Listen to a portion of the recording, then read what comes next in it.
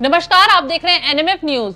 हाथरस कांड के बाबा के वकील एपी सिंह ने एक बड़ा बयान दे दिया है और दावा किया है कि ये हादसा नहीं, एक साजिश थी और इस साजिश के पीछे कोई असामाजिक तत्व हो सकते हैं। अब जिस तरीके से एपी सिंह ने बयान दिया है उससे सियासत तो गर्मा ही गई है। यूपी पुलिस के लिए एक चुनौती भी खड़ी हो गई है, क्योंकि जिस तरीके से इस हादसे में 123 लोगों की मौत हुई है और अचानक भगदड़ मचना, बाबा पर सवाल खड़े होना कई सवाल खड़े कर रहा है। लेकिन इसी बीच एपी सिंह का यह भी कहना है कि जिस वक्त हादसा हुआ उससे पहले ही, कुछ मिनट पहले ही बाबा वहां से निकल चुके थे। तो अभिषेक, जिस तरीके से एपी सिंह ने अब दावा कर दिया है, साजिश की ओर इशारा कर दिया है, तो कहीं ना कहीं ये इशारा उनका बहुत सवाल खड़े करता है। देखिए, वकील हैं तो कुछ चीजें अपने फेवर की, ज्यादातर चीजें अपने फेवर की बोलते हैं और स्थिति को भांपते हुए वकील साहब जो है बयान देते हैं, क्योंकि ये वही वकील साहब हैं।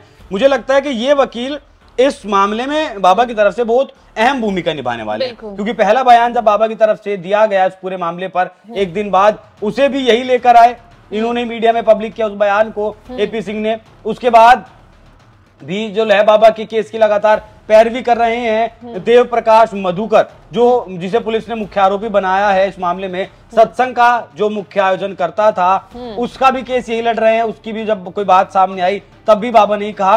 और ये जो बात कही है साजिश की, याद करिए जब योगी आदित्यनाथ हाथरस पहुंचे थे तब योगी आदित्यनाथ ने भी ये कहा था कि ये एक हादसा है या फिर कोई साजिश है, इसकी जांच की जाएगी। इसीलिए आयोग का गठन किया था। आयोग का गठन किया गया, हाईकोर्ट के पूर्व जज की अध्यक्षता में जो है इसके मामले की जांच करवाई जा रही है।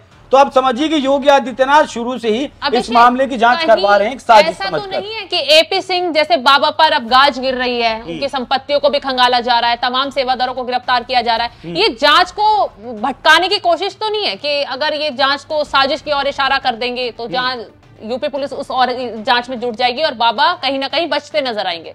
देखिए, बाबा का तो फिलहाल तो बाबा बचे ही हुए हैं, क्योंकि जो एफआईआर दर्ज की गई है उसमें जिन लोगों ने इस कार्यक्रम का आयोजन करवाया था उन लोगों के नाम है, बाबा का नाम इसमें नहीं है। हालांकि बाबा का नाम क्यों नहीं है, इस पर जब सवाल योगी आदित्यनाथ से पूछा गया था तो योगी आदित्यनाथ ने कहा था कि प्रथम दृष्टया जो दिखता है उसके आधार पर शिकायत में जो है एफआईआर में नाम लिखे जाते हैं, उसके बाद अगर जरूरत पड़ती है तो एफआईआर में नाम बढ़ा दिए जाते हैं। लेकिन हादसे को 4 दिन बीत चुके हैं, अब तक बाबा का नाम इसमें शामिल नहीं हुआ है। लेकिन मैं आपको एक बार बता दूं, दर्शकों को बता दूं कि बाबा के वकील एपी सिंह ने क्या कुछ कहा है। एपी सिंह ने कहा है कि हाथरस के सत्संग में मची भगदड़ के लिए कुछ असामाजिक तत्वों को जिम्मेदार ठहराया है। उन्होंने कहा, मैं शुरुआत से बोल रहा था कि एंटी सोशल एलिमेंट्स थे, उन्होंने ऐसा किया। नारायण सरकार वहां से 35 मिनट पहले जा चुके थे, उसके बाद ये घटना हुई। सिंह ने दावा किया कि एंटी सोशल एलिमेंट्स घुसे और उन्होंने तबाही मचाई, जिसे पूरी दुनिया ने देखा। उन्होंने कहा कि ये एक साजिश थी। योगी आदित्यनाथ ने तो कहा, शबनम गौर करिएगा, योगी आदित्यनाथ ने कहा ये हादसा है या साजिश, इसकी हम जांच करवाएंगे।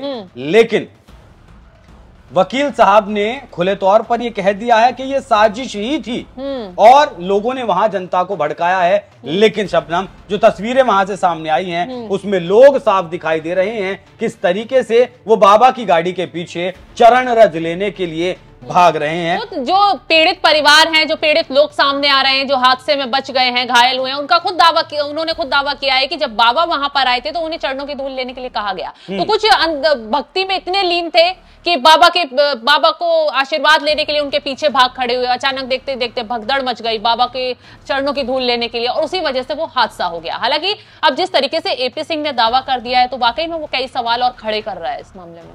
हाँ, साथ ही जो है एपी सिंह ने बाबा के बारे में भी जानकारी दी कि बाबा नेपाल नहीं भागे हैं, बाबा कहीं नहीं भागे हैं, वो अपने आश्रम में हैं। अब आश्रम में है तो 4 दिन बाद एक 2 मिनट का वीडियो बनाकर वो अपने जो उनके भक्तगण हैं उनके लिए संवेदना प्रकट करते हैं, शोक प्रकट करते हैं, वो भी 4 दिन बाद। तो आप भी समझिए कि सिर्फ पाखंड है, ढोंग है और कुछ नहीं है। लेकिन यहाँ एक चीज जो है ये तकलीफ देने वाली भी है और सुकून देने वाली भी है। अब किसके लिए तकलीफ है, किसके लिए सुकून है कि जिस तरीके से योगी आदित्यनाथ के बयान के साथ आकर खड़े हो गए हैं एपी सिंह। योगी आदित्यनाथ ने भी साजिश की तरफ इशारा किया और साजिश का इशारा किया है आपका वकील साहब ने भी। तो देखना होगा किसकी साजिश थी, हादसा था, प्रयोग था या फिर महज एक संयोग था, वो जांच का विषय है। जांच में क्या कुछ निकल कर आता है शबनम, उसके बाद ही पता चलेगा कि कौन राजनेता इसमें शामिल है, कौन बाबा को पालने पोसने का काम कर रहा है, कौन बाबा को फंड करने का काम कर रहा है और इसके एवज में